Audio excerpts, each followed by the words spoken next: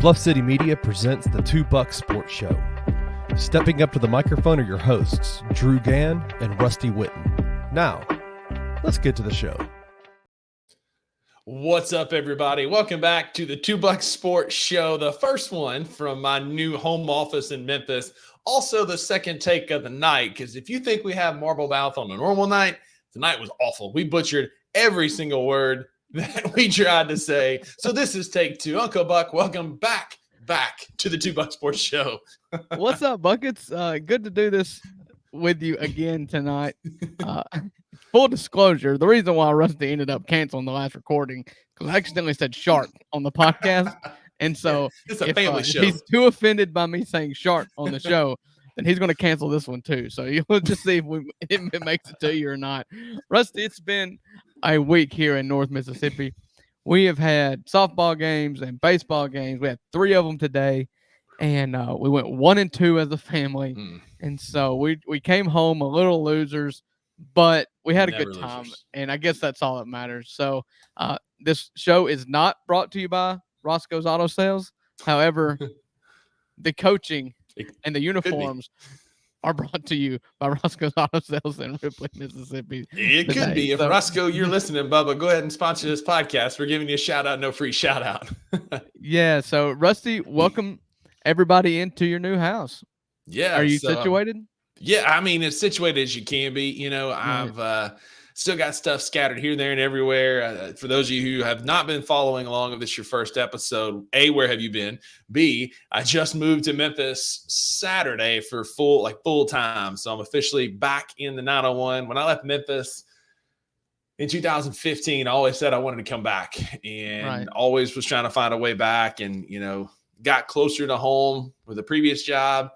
Didn't work out. You know, no hard feelings, no bones about it. Just didn't work out. So I found an opportunity and it got me to Memphis, which is still close to home, an hour and a half from my dad's, about an hour from mama's. And so I'm super stoked to be here, man. It's been great. I've got some best and beefs that I'll get into here in a minute about the city of Memphis, but nice to be back in familiar territory over here. But yeah, so still getting settled, but grateful to be here. Yeah, glad you're here. I tell you, I said it last week on the show, and I'll just say it again. Moving may be a one-day thing, but unpacking and sorting is like a weeks-long endeavor. So just don't overwhelm yourself. Don't think you got to stay up till 3 o'clock in the morning just to get it done. It'll get done when it gets done, and, you know, you may end up being there for – if you end up being there for a year or 5 years or whatever, you know – taking a week to pack is going to seem like not that big of a deal if you're there for any length of time. Listen, man, it's obvious you don't know me all that well after 10 years of friendship. I have not seen 3 o'clock unless I've been up sick. Oh, I know. 3 a.m. ain't happening, man, unless I'm either chasing one of God's furry creatures or I'm up sick. That's all the time I'll see 3 a.m. I ain't staying up that early on purpose. God's furry creatures? Yeah, man. What are you chasing at 3 a.m. as furry? Well, you got to stay feathered, I guess. Oh, yeah, there it is. Welcome to the Two Buck Sports Show. After dark. So that's it. Rusty, listener, we're going to start this show out the same way we start every show. And we're going to start that by griping a little bit and then also taking a minute to just reflect on the good things that have happened to us this week. Rusty, I set it up. We called this our Bucks Best and Beef for the week. You've hinted at it. You're moving. Just get out of the way. Tell us about it. Give us your best of the week. So my best of the week is just that. I am back in Memphis. It's been so nice. I've already had Central Barbecue. I've had Taziki's, a great little Greek chain around here. There's one in Tupelo. I've been around a lot of Memphis haunts. It's been so nice to see all the Grizz billboards, see the Grizz license plates, which once they get a bill with my name on it here, you best believe I'm going to get one of those Memphis Grizzly car tags. It's just been nice to be back here, man. It's just Memphis has a buzz. It has a feel to it. I'm grateful to be here, grateful to be settling into a routine a little bit with the new job that started on Monday and back with some familiarity there. And I'm really excited about that, but life's going really well right now. It's nice to be back in Memphis, getting settled, and hopefully setting up shop for quite some time. So I can at least be settled, not be a nomad anymore. Memphis is like the smallest big city in the world, Mhm. and we grew up in North Mississippi and we grew up in redneck country. Mhm. And if we're being honest here, 99% of the people that live here uh, say they avoid Memphis at all costs. And Mhm. just growing up, that's what I was kind of taught. And it's as a grown up and as going to as many Grizzlies functions that I go to and just find myself at concerts at the Forum, and even as an outsider, like those people are missing out on so much. You never just as a person and as a society, I think that we do way too poor of a job. And you can blame the media, you can blame simple-minded people, closed-minded people, but we do a really poor job, or we do a really good job of letting the bad parts of a city or a person or an institution Mm. define the whole being. And yes, Memphis has got its bad parts, but so does Ripley, so does Corinth, so does anywhere else that we've ever been has got its underbelly. Mm. But Memphis has got so much good for it, and it's a small, big city, but it's a city that's got a heartbeat, is the best way that I've ever heard it put. And you can tell that in the teams that they root for, the people of Memphis, and how they treat their own. It's a city with a heartbeat, and you can really feel it if you just give it a chance. And so I'm glad you're there. I'm glad that I have a friend there for when I want to come visit or see a game, or because you're getting season tickets. I mean, you've already said it on the show, so Mhm. get two. Yeah. That's it. I'll get three. I'll see if I can get 3 seeds. So that way, friend of the podcast, Maggie, and other friend of the co-host of the podcast can show up Yeah. for sure. So I'm a friends Yeah. with benefits of the podcast is what I am. $2 after I'm dark. talking about me. I'm not just a friend of the podcast. That's it. I'm in it. That's Okay. it.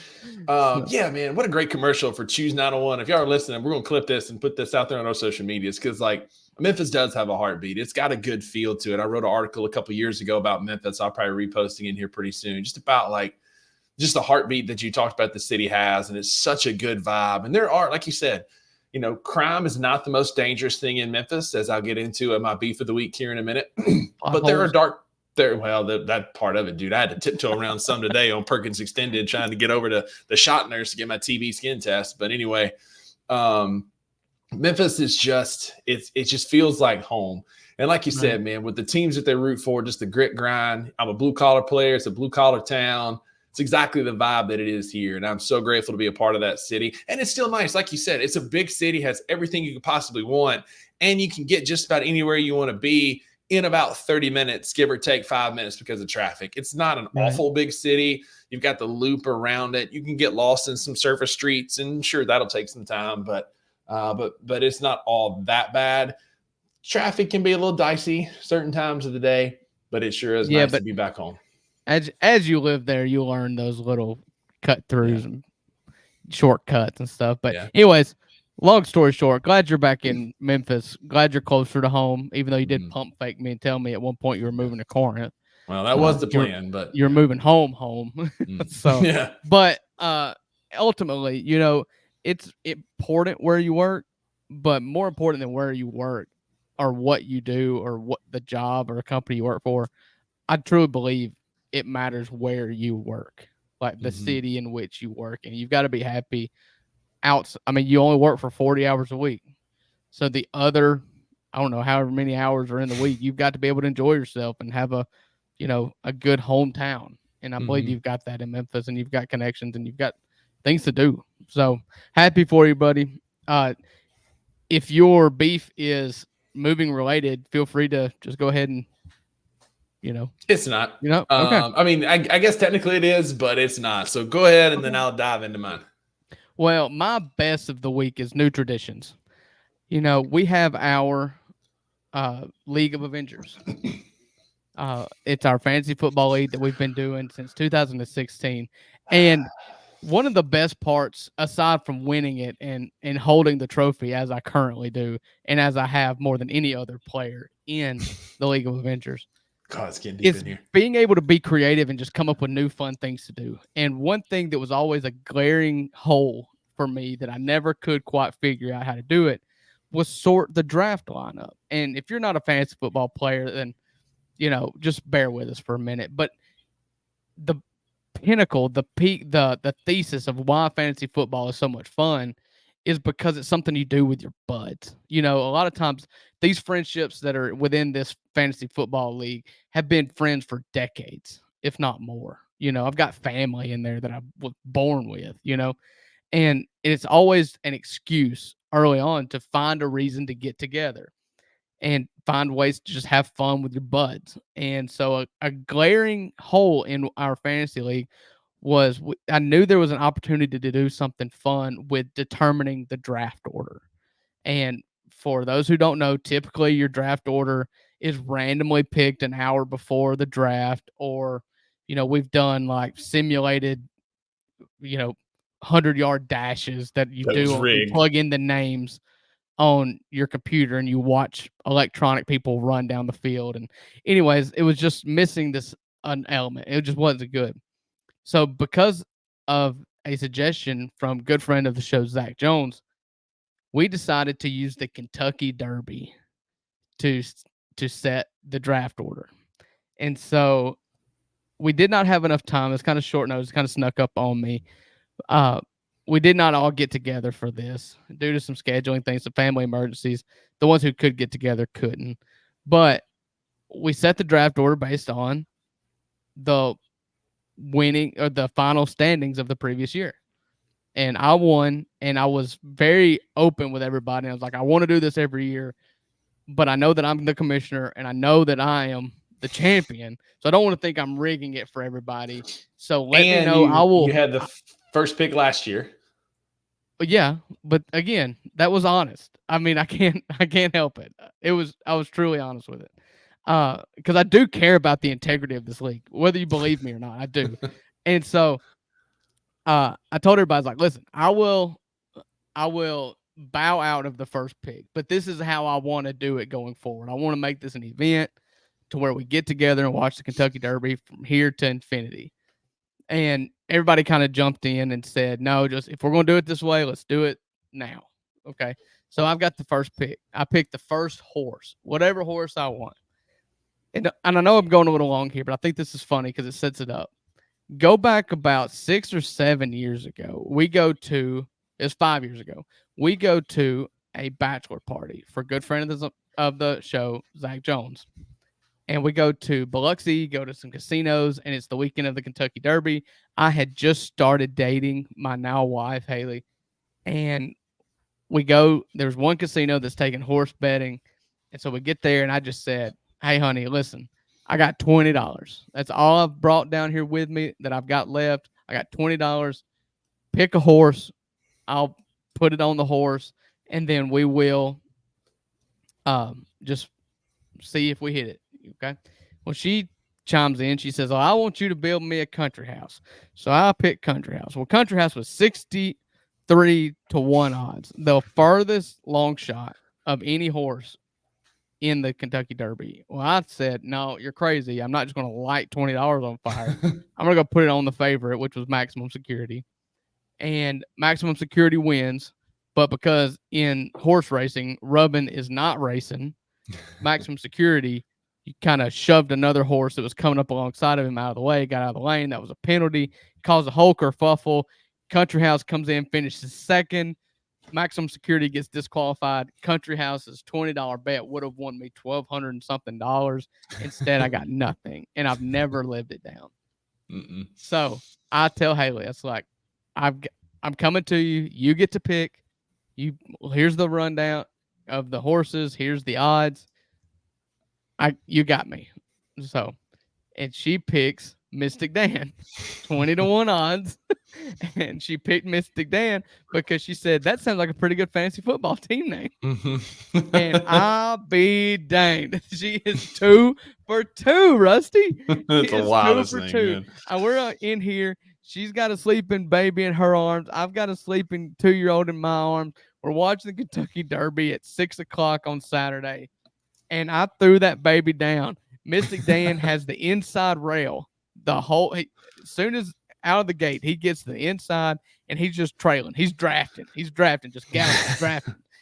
and then go into the turn, and he just snuck that head in on the inside of that other horse and just started pushing.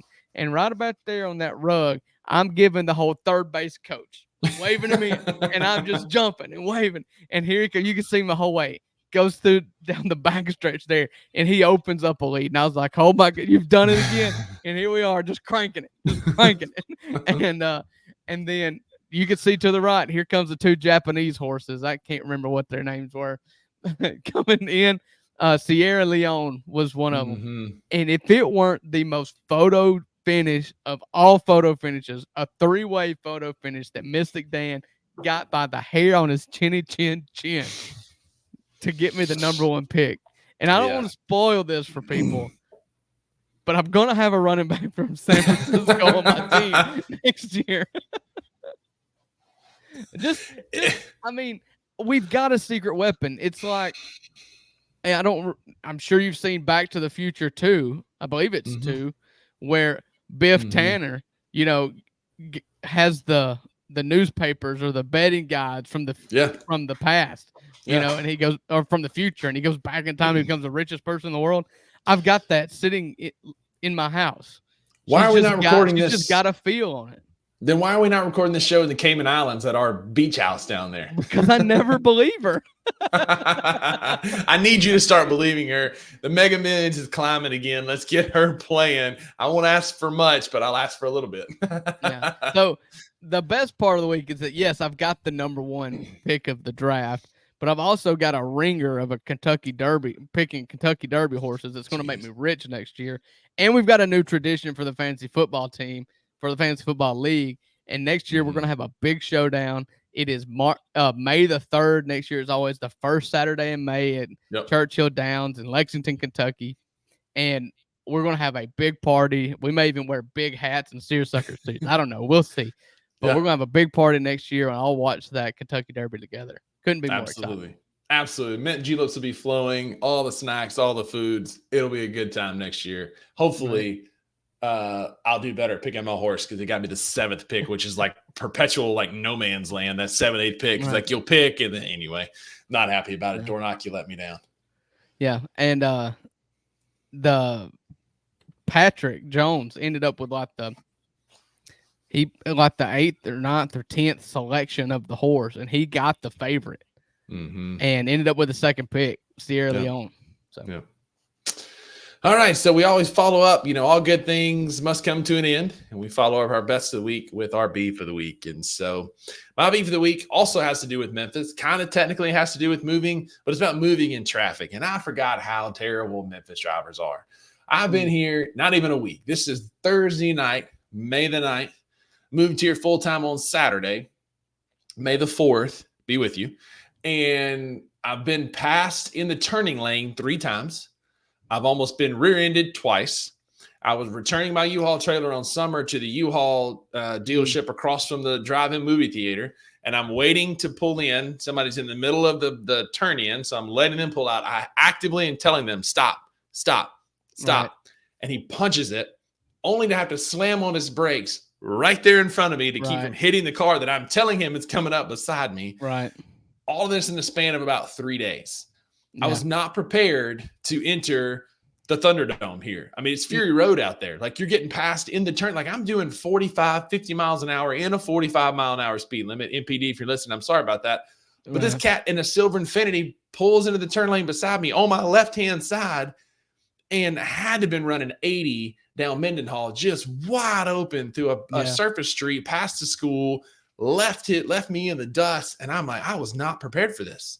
I-40 after a Grizzlies game headed back, or Bill Morris headed back towards Highway 72. It's just terrifying because you feel like you've got to watch in front of you, obviously, but you cannot take your eyes off the rearview mirror because you know somebody's going to be going 120 at some point. It's going to just scare the bejesus out of you. You just hope that you're not changing lanes the same time they do, because you're not going to see them when them weaving and everything if it's very crowded on the interstate. But be better. Quit racing. Not everything is a race. That's it. Me and my wife go on about this. She's like, why don't you go this way instead of this way? It'd have been quicker. And I'm just like, listen, at this point, honey, 2 minutes later, then what we're robbing is not worth any sort of headache. It's not worth That's it. taking a shortcut with more turns on a 2-lane. Like, no, Yeah. I'm just going to get on the closest interstate and I'm going to cruise and we'll get there when we get there. I do believe Alabama has a song about that she just played on a loudspeaker here in Memphis. I'm in a hurry to get things done. I rush and rush until life's no fun. All I got to really do is live and die, but I'm in a hurry and I don't know why. I'm not going to sing it, but I'll quote it for you. Slow down, Memphis drivers. Yeah. Slow down.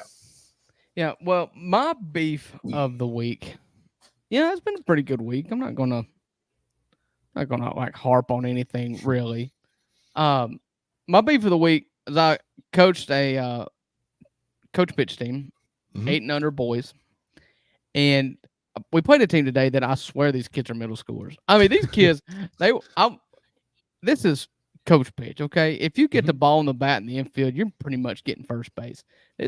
My guys were hitting choppers to shortstop where he was ranging to the third base side of shortstop, planting his foot, throwing across his body with a left-handed first baseman stretched out. And I'm like, you got to be kidding me. Like, this is rec league. Yeah. I told him one of the local schools here, Pine Grove, is playing in the North Half finals in baseball tomorrow.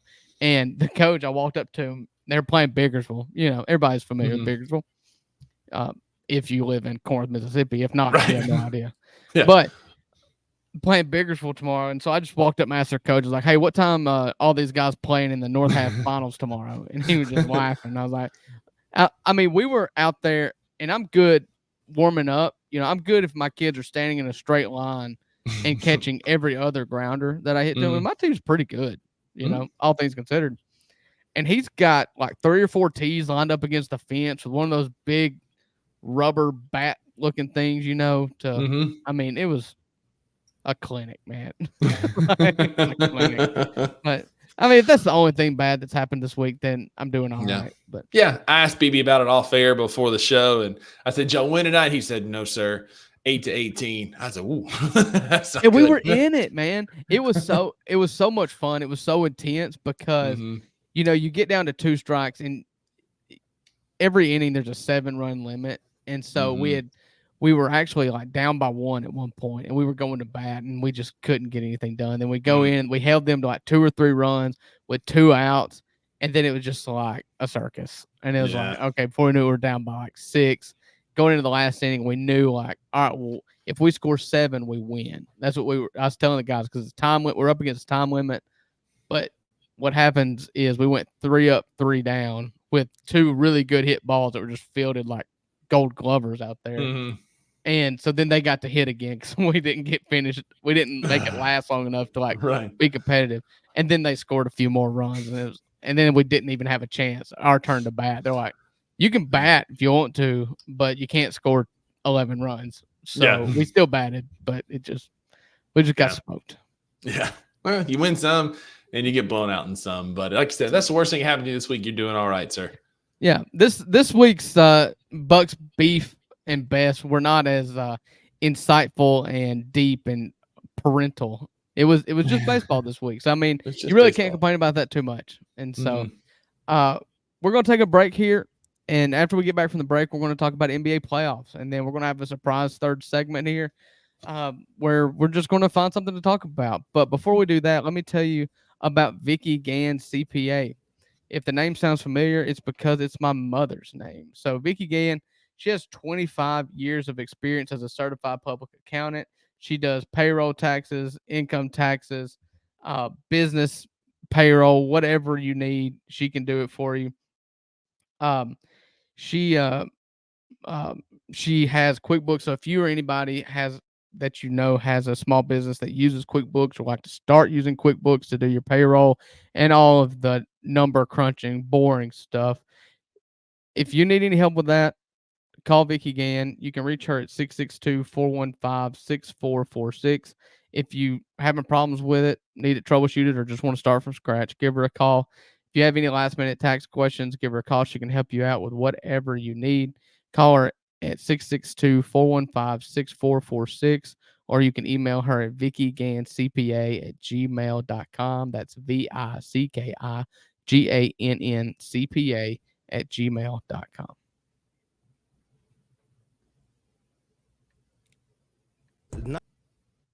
not just the level of individual talent that he plays, but it's also the level of his mind. We haven't gotten cross-court open shot this year. Right. We haven't seen that pass a lot. Number one, you got to respect him going to the basket. There's a roller. I got to watch the roller. He has the mind to be able to say, I see all of that, but now I see this guy over here. I'm going to get him this open shot. How shifty he is to always be going forward. It's usually side to side. Yeah. His dribble moves are side to side, but going forward. Right. Which is very hard to defend. I just want to get you, as many times can I get you to do this? But for him, it's not here. It is here, which is what are his moves to get down the floor. It's awkward for a defender to try to catch a cadence. You dribble. So now what I do is now when you go put that ball down, I'm going for it. But with him, it's hard for my cadence. But what's my cadence for you? I don't know what it is. Tune in to The Anthony Sane Show, Wednesdays and Fridays at 12 p.m. weekly on the Bluff City Media YouTube channel.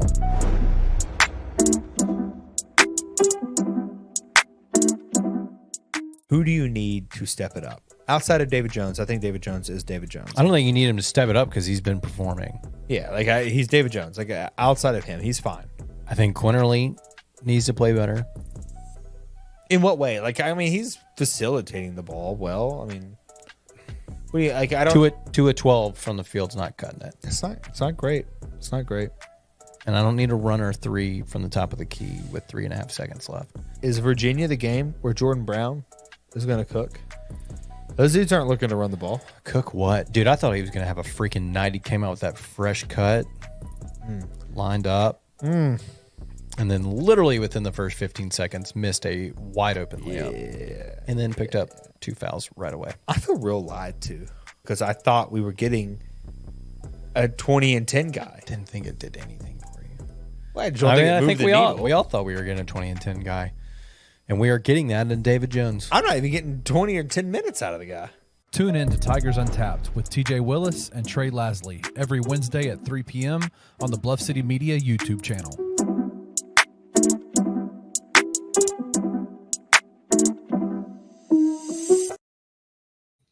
Welcome back to the $2 Sports Show. If you're listening to this, it's Friday, 3 o'clock in God's time zone, Central Time Zone. It was announced 3 days ago, as a Friday, that the Memphis Grizzlies are retiring one Tony Allen's first team all defense, his jersey number. Next year, number 9 will hang beside the 33 and the 50 in the rafters of the FedEx Forum. You know, there's been some controversy. There's been some dark times, but I'm grateful. We've talked about this numerous times, Uncle Buck, that I'm grateful that TA's back around the team, back around Grind City Media, back around podcasts and videos and clips. And now number 9 is going to hang in the rafters. And I couldn't be more excited for one of our all-time favorite players. Yeah, he was one of those that I was probably looking forward to the most because it seemed like him and Zebo had the most undeniable tie into the city that you can have. You know, just with their philanthropy in the city, their commitment to the city, and just being a source of light and inspiration for people who didn't have much, you know. Yeah. And so it was one that I was just looking forward to probably more than any of them. And yes, he was supposed to have it 2 years ago, but because of some legal troubles that actually got Glenn Big Baby Davis sentenced to 3.5 years in prison today. Yeah, that came out. I guess he was kind of the ringleader, but things just kind of spiraled on him for a little bit. I mean, we've all had those seasons in our lives, seasons that we wish we could take back, decisions that were made, whether we knew what we were doing at the time consciously, or what I believe with TA was that he wasn't 100% knowledgeable what he was doing and the impact that it had or the legality of it. You know, probably didn't realize the seriousness of it. And we've all had those moments. And it was so Memphis to welcome him back with open arms. Like, you know, 2 years ago, I bought those 10-game passes, and when season tickets went on sale, the 2 10-game packages that were offered were the Zebo package and the TA package. And with one package, you got tickets to Zebo's retirement, and the other package, you got TA's. And I bought TA's because that's the one I wanted to see the most. And so for that to happen now, to come back and them announce that, you kind of figured it was going to be next year, but for them to actually announce it and for it to happen and feel like it's set in stone again and absolutely no limbo, no question, it's right. It feels right. And so obviously I'm going to be looking for that announcement of what the game is, and we'll be there. Yeah, absolutely. We'll buy tickets immediately like we did for Marc Gasol's when it gets announced. But like you said, somebody who truly embodied the franchise, the city, the core 4 years in Tony Allen to get the righteous recognition that he deserves. I'm here for it, man. And I cannot wait. We're both suckers for good hype videos. And the Marc Gasol ones have been incredible. I hope they do a TA documentary because his story is wild from Oklahoma State to Boston to Memphis. And just his story is one of perseverance and hard work and just being an unheralded just dog on the court. Yeah. And I cannot wait to see what that looks like. Kobe Bryant himself said he was the person he hated playing the most. Kevin Durant called him one of the best defenders of all time, and he's ours. He was our first team all defense, really embodied grit, grind, coined the term grit, grind, grind house, and led us to where we are today. So TA, stand up. Happy to see you get your jersey retired. Yeah, cannot wait to see an actual jersey up in the rafters as opposed to those stupid records that they got rid of, thankfully. Yeah, I mean, they did put a 33 jersey up for Mark, and it'll be nice to see those, and they'll put the 50 up there next to it. It'll be nice to see that 9 hanging up there with more to come, like we talked about previously. Jaws will probably be up there one day. I feel like Mike is going up there here pretty soon as well. Super excited. Oh, no, Mike may play till he's 45. He got a game. I mean, he had quite a third quarter the other night for many in game 1 against Denver. Nice little bounce back game for him. I mean, his game is one that can last forever. So, but speaking of Mike Conley, there's been all-time great players who never achieved the pinnacle of what is professional basketball. Just since we last talked, Joel Embiid was sent packing as the the Villanova Knicks sent Philly on to Cabo for the offseason. And it that's it. Got me thinking about who are some of the all-time greats, in our opinion, that never won an NBA title. They were great regular season players. They had all the accolades. They may have had injuries or different things. I'm curious to see what your list kind of consists of because I've got a pretty good one going here. But there's been a lot of players over the years that didn't win an NBA title. Who are some that come to mind for you? Well, me and my wife were actually having this talk the other day, like who has the most? We were talking LeBron and Jordan and, counting rings and just seeing it led to who's got the most. And the other side of this argument is who's got the most that probably, weren't the star player. And like Robert Horry has more rings than anybody that's not a Celtic, basically. Because you've got the Bob Cousy, Bill Russell's got 11, and then Bob Cousy and McHale and all these has got hundreds from like way back in the day when there was 8 teams, Right. But obviously, just to state the obvious, the most obvious one is Charles Barkley. I mean, it's brought up. He's always in the forefront of your consciousness because of the incredible job that him and Shaq and Kenny and Ernie do on the inside the NBA. And so he's always this time of year in the forefront of your consciousness. And yes, he's one that's obvious. Like he's never won a title. He's an all-time great. He's an MVP. And he should have gotten one. You would think he would have gotten one. The other one is like my childhood favorite player is Steve Nash.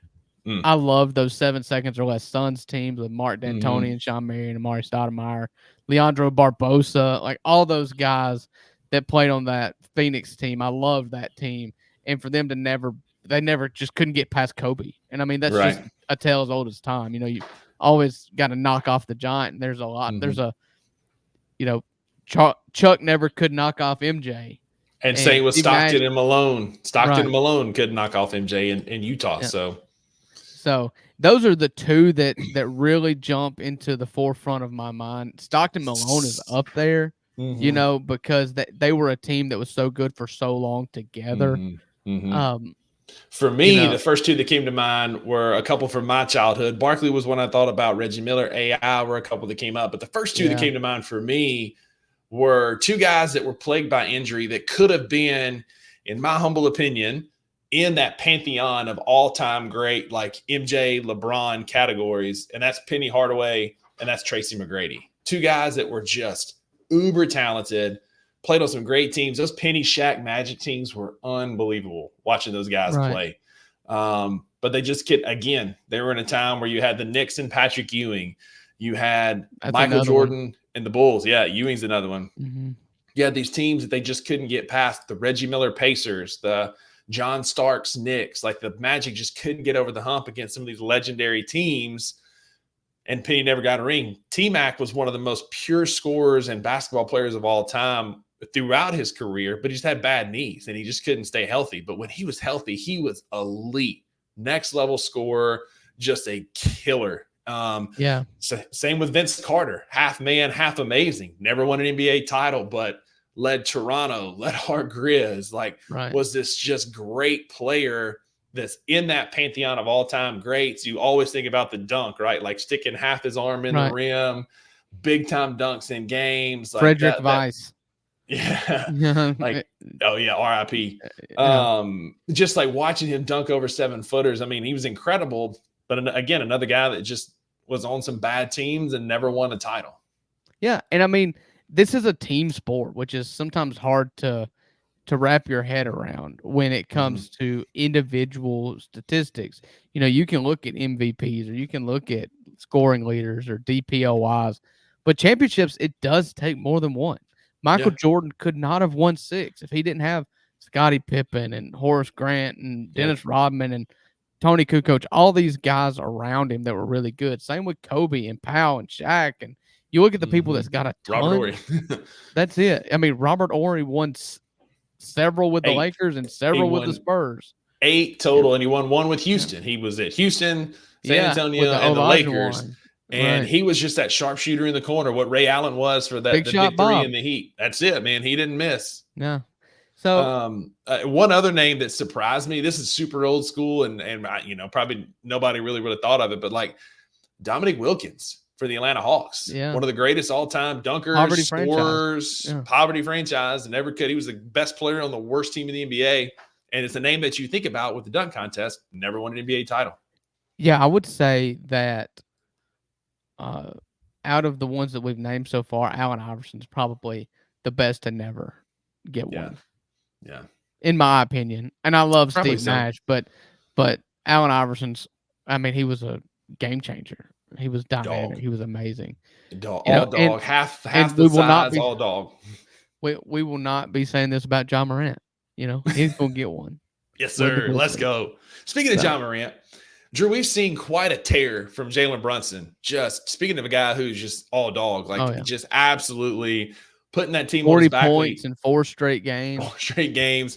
An absolute killer. When he hit that game winner, what led to be the game winner, he looked up at that Villanova National Championship banner, dude. I was all in at that point. Absolutely. All in on that at that point, man. And I just love that dude. Love watching him play ball. And it got me thinking, like, what are some other – he's having quite a run in the playoffs. And there's been some just massive playoff games in the past, long before our time. You know, there's been several in our time. It got me thinking, like, what stands out to you? For our obvious listeners and our homers, it's John Morant's 47 against the Warriors in May of 2022 when him and Steph were just shot for shot. And the Grizz came out on top, and that was just an incredible series that we could have absolutely won had John and I got hurt and we kind of fell apart after that. But that's one of the first ones that come to mind for us homers. I mean, John Morant put himself on the map in that playoff series for those outside of Memphis and not paying attention to small markets when he matched one of the greatest scorers of all time and finished with 47, which was good for top 10 all time in the playoffs. Yeah, until was it Jordan Poole that grabbed his knee while trying to get through a screen and ruin that whole series for us? And that's why he got series that we would have won. Bum. Yeah, and to me, this went when I'm thinking of all-time great playoff performances. It's got to be in elimination games, or it's got to be in the high stakes. And the first one that comes to my mind is Giannis dropping 50 in a game 6. Yeah. You know, in that series against Phoenix went up 2-0, and Milwaukee won 4 in a row, and in that game 6, he dropped 50, got the trophy, went to Chick-fil-A and ordered 50 nuggets. I don't know if you remember that or not. Yeah. And so that's the kind of stakes when you're talking about all-time NBA performances. Yes, you can think of streaks, you can think of Points. Brunson went up until the game on Tuesday night where he went below 40 because he missed a quarter with a knee with an ankle issue. Mm-hmm. He had 4 straight 40-point games, and he's been amazing. But you've got to do it in elimination games to clinch games. And so I thought about Giannis. I thought of Steph Curry's 50 burger in Game 7 last year against the Kings, where he just went nuclear. And Steph Curry, when he goes nuclear, there's nothing you can do about it. Yeah. The jog game winner against Minnesota in Game 5 of the 22 playoffs is up there, just clutch moments with a rookie and Anthony Edwards, flying by on a entry pass and leaving John open layup to go finish. I mean, yeah, that job performance against Golden State is one of the all-time greats because he did take over that game. And just absolutely 100% took over that game. It's just kind of forgotten in the annals of history because John Moran only played 2 games in that series, and Steven Adams was hurt, I think. No, that was the Lakers series. Or was he hurt? He was hurt towards the end of it. And Dylan Brooks got suspended because he tried to kill Gary Payton Jr. in that series. So a lot was working against us. I just was looking at just pure point streaks as well. A couple of them that stood out to me was playoff Spada. We've got playoff Jimmy. He had 56 back in 2023, 4th all time. But playoff Spada, because he did it. We're recording this Thursday night. He did it tonight. He absolutely carried that Cleveland team without Jared Allen. And they just schoolyard just beat the brakes off of Boston tonight. And there's nothing that unites NBA Twitter quite like an embarrassing Boston Celtics loss. So I was scrolling through the timeline earlier, laughing at some tweets after that game finished. But he had 57 in 2020 when he was the only good player on that Jazz team and was essentially carrying them into the playoffs against Denver. He dropped 57 in 2020, which is 3rd all-time in NBA playoff performances. I mean, we're seeing it again as he carried them to victory tonight. Again, not a elimination game like you said, but going down 0-2 to Boston is tough to come out of, and now you steal one away from them at their home court. You're alive, and you've got home court advantage now. That's it. It's not going to last. I think Boston wins this in 6 at worst. Mm-hmm. I think it's still a very good chance that this again. 5. It's a different series. At Jared Allen, every series, Boston lost an inexplicable Game 2 to Miami. They do this where they just don't care in a game. It would be a completely different series because the Porzingis injury hurts. It's going to hurt them in the next round if he's not back. But if Jared Allen was playing for Cleveland, this is a whole different series because without Porzingis, he's Allen is a bucket and a bully in the post. And I think Cleveland has a better shot, but you're right. 6 at the most, more likely this might be the only one Cleveland gets. Yeah, I just you're starting to see the battle of attrition that is the NBA playoffs. Obviously, Porzingis went out in the first round. I don't know that he'll be back this whole series. OG Anunoby went out last night for the Knicks. And he's out in Game 3. They've already announced him out for Game 3. It's another one of those muscle injuries that just linger, and it just takes time. Mm-hmm. And you don't have that right now.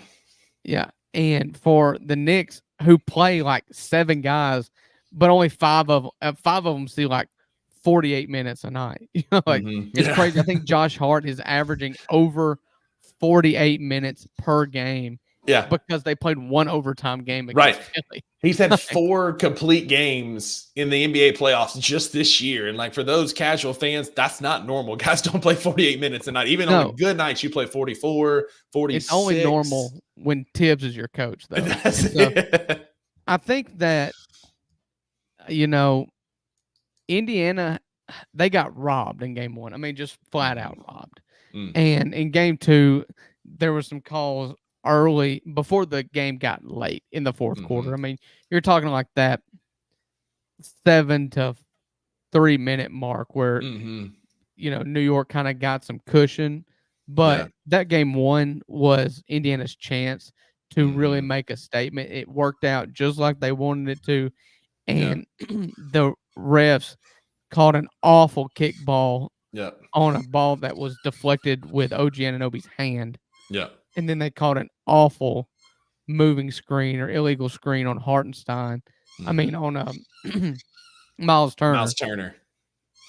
In just the most crucial time of the game. And just really sucked the air out of the whole series for Indiana. Now, props to them. They've still fought. Right. But this series is over. I just think that Indiana they're not physical enough. No, and Halliburton's back. Halliburton's scoring at a high rate again. He had a good couple first games after an abysmal first opening round series against Milwaukee. But I mean, you're right. The Villanova Knicks are just too good right now. They're playing too cohesively.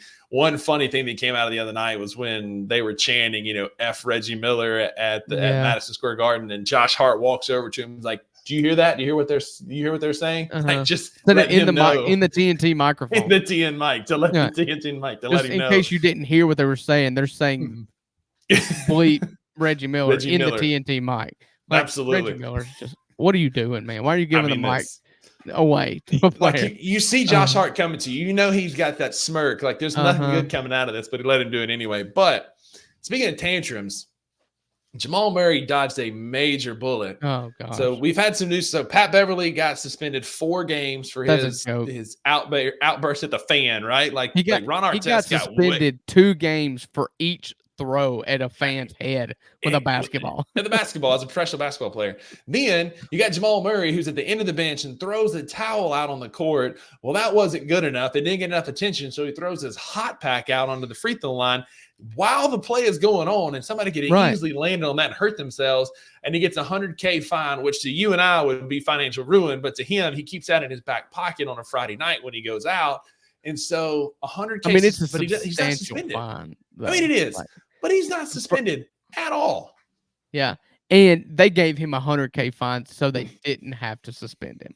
Mm-hmm. And I don't know that a suspension is ever like you've really got to earn a suspension, and maybe that if that doesn't earn one, then maybe I don't know what does outside of an on the court altercation.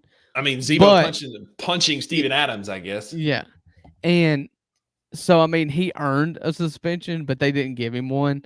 But it's alarming to me what that series looks like. Minnesota has absolutely dominated Denver, and even Rudy Gobert, which I never thought I'd say this, was amazing in game 1. Mm-hmm. And he is the perfect yin to Jokic's yang because they can just sit there and leave him under the basket and just renders Aaron Gordon totally useless because he can't shoot and all he does is cut. But then when you cut, Gobert's just standing there. And if he is nothing else, and most of the time he's not anything other than freakishly tall. Yeah. Then he misses game 2 with the birth of a child. Which fine, but if you're Denver, you're just like, okay, he was amazing in game 1. You've got to win this one. And then Minnesota holds them to 80 points and they give up. I mean, I've never seen a defending champion look as like just befuddled as Denver did. I mean, they were reeling from the halfway through the first quarter. They lost all composure. Mike Malone went chest to chest with a referee in the first quarter. Yeah. And I a team that has been easy to root for me in Denver. I've rooted for them when Memphis has been out. All they've done is just complain to the refs and moan and gripe about the calls that they're not getting. And like perfect example in game 2, they had doubled Jamal Murray as he's bringing the ball up the court. They trapped him and he threw it away. And instead of continuing the play, he might have got fouled. He turns to complain, and they give up an uncontested layup down the court. Right. It's just like this is not what this is not what we're about. Like you had a bad play. They stole the ball from you, but you got to keep playing. But Denver's done nothing but complain, and all Minnie has done is just stepped up and hit him in the mouth. It's like Mike Tyson, right? Everybody has a plan until you get hit in the mouth. Denver's been punched in the mouth, and they're reeling. And so they have got to steal some games in Minnesota, which is going to be hard to do with the way Minnesota's playing. And like you said, I hate to give credit to him, but Gobert and Cat have been Gobert's played really well. And amazing. I hate to say it because I don't like either one of those dudes. I love rooting for Mike and Ant and Slow-Mo and them getting a ring is great, but a byproduct would be Rudy Gobert and Cat. But dadgummit, they're playing good basketball right now. Denver's in a world of trouble, and if they don't figure out something quick, it's going to be not what anybody saw coming in Minnesota moving on. Well, there's been a clip that's going around of LeBron, and LeBron plays revisionist history better than anybody in the world. But this was a while back. And it was basically saying, how do you defend Jokic, a guy that has no holes in his game? Mm-hmm. And he was just like, well, you just basically make him do everything. You put him in every single pick and roll on defense, make him play defense really hard and hope he gasses out. And they've done that. And I mean, you see what Minnesota is able to do to a big lug like Jokic, and because they did it with Steven Adams in that Grizzlies series.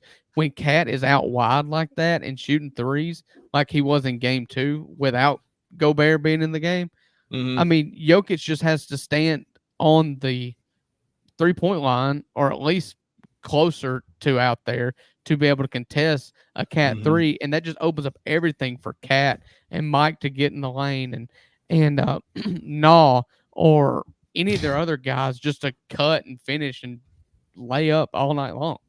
I mean, it was a clinic what Chris Finch and his one leg did. Absolutely. Monday night. And to make matters worse, this is the last thing I'll say, and I'll let you go. Denver, that game was played on Monday night. They don't play again till today. When you listen to this, Friday. They've had like 4 days just think about how badly they played at home in that game too against Minnesota.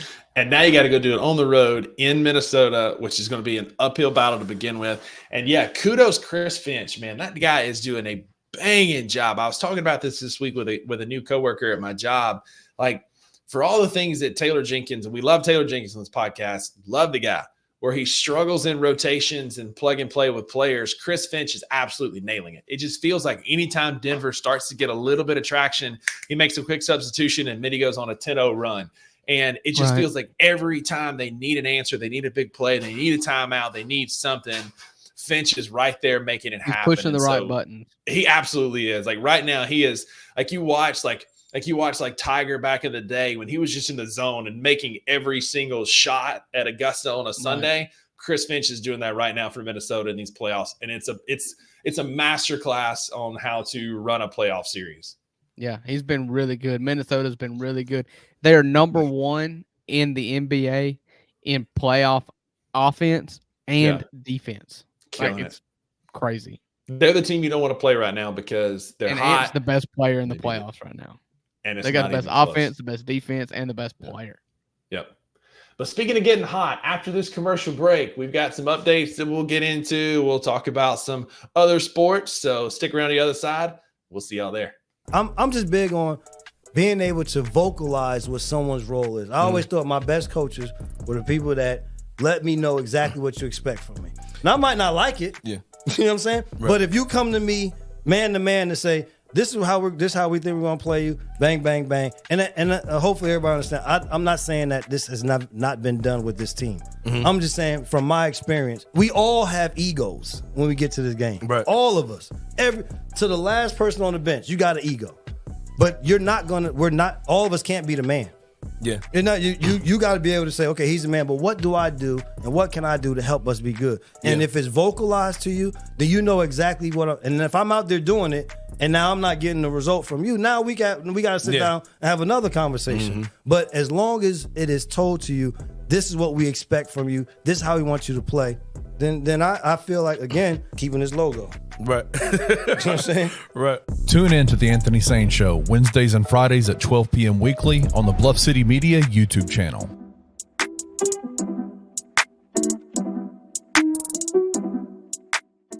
All right, Christian. Yes. You are Penny Hardaway. I'm not. Yes, you are. Okay. Today, you're going to play act, okay?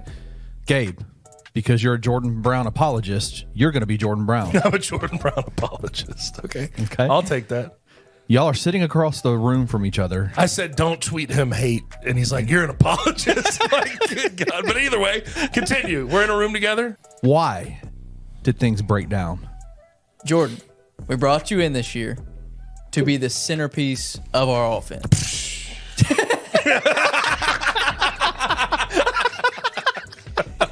You came in out of shape. Let's call it what it is. Call a spade a spade. We play fast. Told you this when we were recruiting you. We play fast. One of the fastest paces in the country. You have to be able to get up and down the floor. You have failed at that. Oh, well, I'm leaving. So it's fine. Cool. Tune in to On the Bluff with Christian Fowler and Gabe Kuhn every Tuesday at 12 p.m. on the Bluff City Media YouTube channel.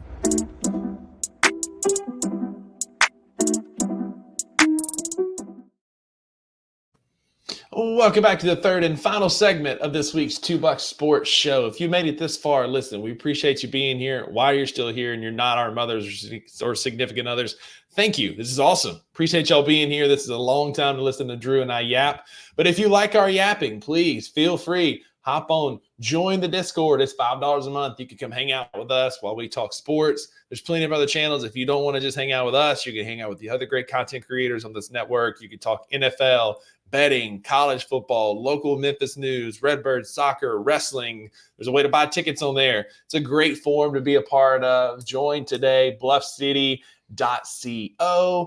Come hang with us. Join the fun. It'll be a good time. $5 a month. And again, as promised on this show, your first month's on the $2. If you join and you send us your Venmo with proof that you had joined and signed up, we'll Venmo you $5 to cover your first month. It's on us. Come join the Discord and hang out. Yes, sir. But, Drew, there is a hot baseball team in the state of Mississippi right now, and that is your Mississippi State Bulldogs, who have been streaking as of late. We are currently sitting at 8-2 in our last 10 ball games, well on our way, heading towards Hoover for the SEC tournament, where we have not been since we won the national championship way back in 2021. And to our esteemed listeners, my dog is going through it on her bed. On the bed in there, if you hear the squeaking in the background, I do apologize. She's having the time of her life with a toy in there. Anyway, them dogs are heading towards Hoover. 8-2 in our last 10 ball games, including some big series wins over Vanderbilt, over Alabama, who we have now beat in 8 consecutive series. Heading into a massive tilt this weekend against Arkansas at Fayetteville. Massive tilt this weekend. If you can go to Fayetteville and find a way to win a game, one game, like I'm not being greedy here because Arkansas is one of the best teams in the country right now.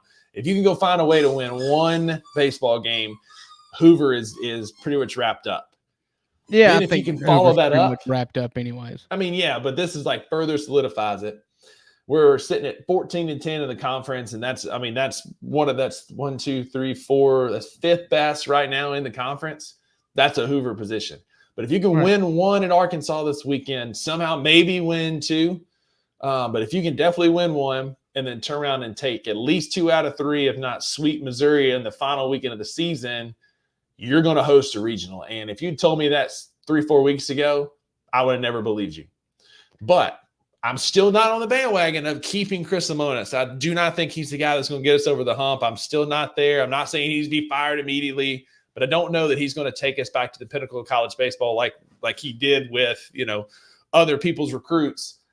But there's a chance we're going to host. And you and I both know, if Ole Miss, if Mississippi State, if LSU, if Arkansas are remotely close to hosting, they're going to host because of the money it will bring the NCAA. So, boys, go take care of business this weekend against Arkansas. Find a way to win. Friday night's going to be tough. Hagen Smith's on the bump. But we got Kyle Stevens, who can pitch very well for a Friday night starter. We got Lou going on Saturday and the illustrious to be determined pitching on Sunday. But, when TBD pitches, it's you never know what's going to happen. Who's pitching on Saturday? Durangelo, Lou. Oh, okay. I didn't know that nickname. The ambidextrous lefty and righty. Is pitching on Saturday. If we can win, again, just go win one in Fayetteville, and good things are ahead for this baseball team. It's been fun to watch. Hunter Hines is back. I said on the show a couple weeks ago, I'd kind of been missing fat Hunter Hines because fat Hunter Hines could hit baseball. Skinny Hunter Hines has not been hitting very well. And all he did was in that Vanderbilt series get absolutely lit on fire and has been mashing baseballs. He hit 4 home runs in that weekend series. He hit 2 against Alabama. Back. Dogs are playing good baseball, heading towards Hoover, and I couldn't be more excited. Well, maybe it just takes 3 years post College World Series then. Yeah. Because Ole Miss has been terrible. I told you earlier, like when Ole Miss beat Mississippi State to win this year. I'm like, don't give up on this team yet. This team's fine. And no, I don't think they're winning the College World Series. I don't think they're winning the SEC tournament. I just think that there's real value in being a good competitive team that's fun to watch. Because my team right now is 8-18 in the SEC. We're all just kind of hoping they get to 13 wins because their RPI is pretty good, and maybe with 13 wins, then you can make it into the tournament. And I'm just sitting back thinking, like, where have the good times gone? I mean, I hate thinking that. I hope the fact that I have to hope to get to 13-17 in the conference with a good RPI. Don't let the Rebs get hot, I guess. That's something that you hold on to as an Ole Miss fan. You were 14-16 that year, and they let you in. Yeah. And you just got hot. And so maybe in the back of our minds, you're thinking, don't let the Rebs get hot. But this team ain't it, man. You had a chance to sweep Auburn, and you were down 2 going into the top of the 9th inning for Andrew Fisher to hit a bases clearing double to take the lead, only to give up the lead and then lose the game on 2 pass balls. It's something that's plagued this team all year long. And so you're thinking if you sweep that Auburn series, then you've got to win 3 of the against A&M, and you finish the season against LSU, a LSU team that's struggling this year. And then to lose that game and to know that now you've either got to sweep LSU and get 1 against Auburn, against A&M, or you've got to win both series. Like, you're done, man. Tough, man. Done. And I don't really know where you go from here. And I'm not ready to put a bow on this season yet. I'm not ready to talk about firing Bianco or keeping Bianco or players, transfer portal, who comes, who goes. I'm not ready for all that yet. I hadn't had time to wrap my mind around it. And there's still some variables there, but it's just been a disappointing season. You had the number 1 ranked transfer portal class, and the transfer portal players have played pretty good with the exception of Trayson Hughes, which was your highest ranked one. He's not even playing. But Andrew Fisher's been great. He's had a home run in 4 consecutive games. He's up to, I think, 19 on the year. He's been really good, despite the fact that a throw from third to first is seemingly impossible for him to do correctly. And then something so simple. Jackson Ross has been good, despite the fact that he can't field a ball at first base and was relegated to right field. And you've got 3 catchers that can't catch, and you've got pitchers that are sometimes good, sometimes great, sometimes really bad, and your rotation just hasn't worked out. I mean, it's just a team that's underachieved. It's a team that's not been able to get the ball rolling. And sometimes, when you're pushing a boulder uphill, the hardest thing to do is to get started, and then you find some momentum once the ball's rolling. This ball's never gotten rolling for this team this year, and it's something that's plagued them all year. It's just not getting out of your own way. They have 59 errors as a team. That is worse than the SEC by 14 errors. Good Lord. And most of them are coming behind the plate from 2 catchers who can't catch. Well, I mean, and third to first is a throw that we can't make. And then we can't receive as a catcher. I mean, it's just been bad.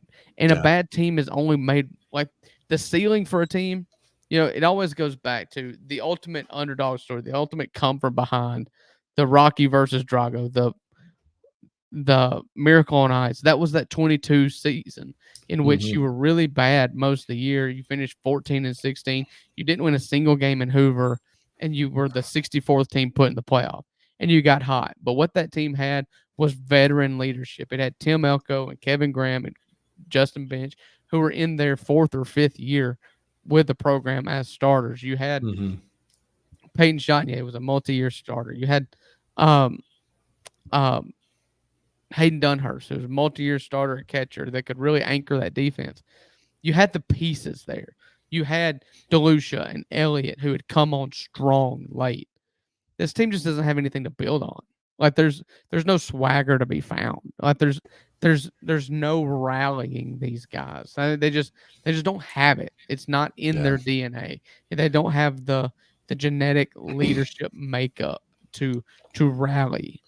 And that was the toughest thing about that year after our national championship. It was the same thing. We just didn't have any just dudes that were walking through that dugout to go play. You know, Tanner Allen, Rowdy Jordan, Will Bednar, Landon Sims had all graduated. We'd lost all of our leadership. We didn't have any of that. Like and you lost Jake Mangum the year before. Yeah, the mayor of Starkville was the year before. Like we just didn't have that. In the end, we finally got those pieces back because we've got that swagger back with DJ, Connor Hijack. We've got some guys who are hitting the baseball, who are playing well, and then stepping up to be leaders. Even like a freshman like David Mershon and sophomores like Bryce Chance, who are being those leaders. And now we're creating some positive momentum. We're sitting 5th in the SEC. And then You were not firing him if you host. No, we're not. We're not. And you should. But I'm just not. I'm just saying, like, I'm saying I'm still not on the Chris Lemonis bandwagon. He's not the guy that's going to get us back to Omaha. But I'm not saying he needs to be fired this year like it was a few weeks ago.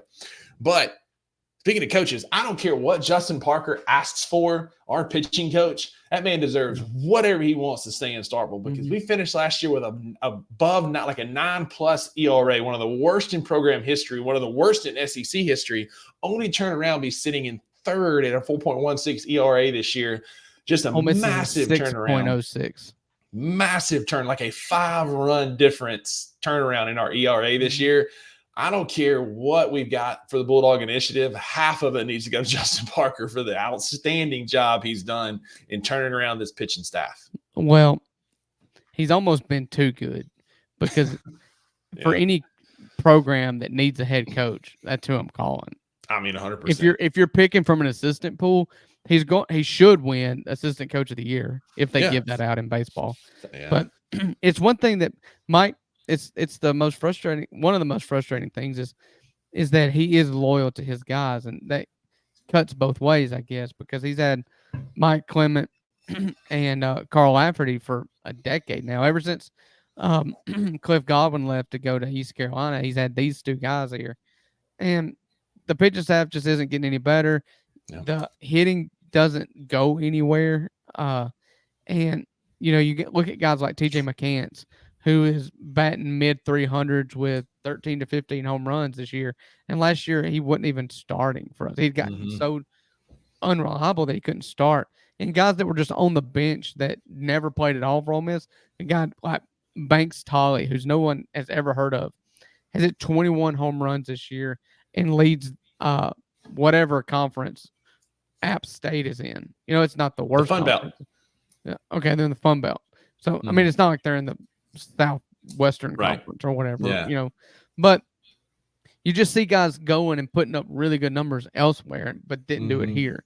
Yeah. And so it's really frustrating. And unfortunately for Bianco, I was telling my dad this today, the longer that Ole Miss stinks after the College World Series, the more credit will go to Elko, Bench, Graham, DeLucia, Hunter Elliott, and the less credit will go to Bianco.